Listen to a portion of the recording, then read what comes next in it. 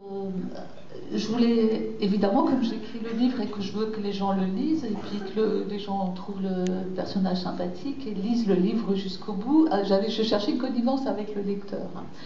Et c'était assez difficile d'avoir une connivence avec le lecteur sur un sujet pareil, parce que comme j'ai dit tout à l'heure, c'est quand même une existence un peu singulière, un cas un peu singulier. Et puis en plus, ça se passe...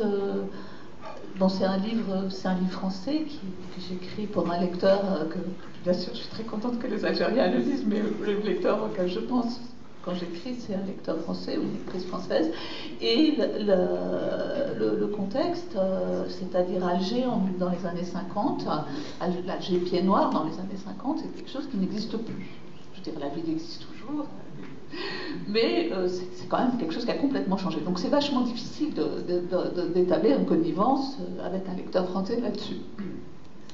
Donc ce que j'ai essayé de faire, c'était de remplacer ça par une multitude de détails qui pouvaient faire sens pour un lecteur, pour les lecteurs que j'imaginais. Et pour ce faire, j'ai consacré en effet un certain nombre de parties à des choses qui étaient du contexte, des choses vraiment...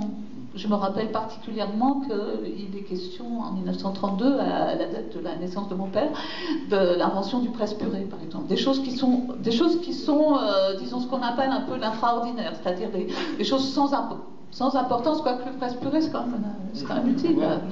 Voilà, donc...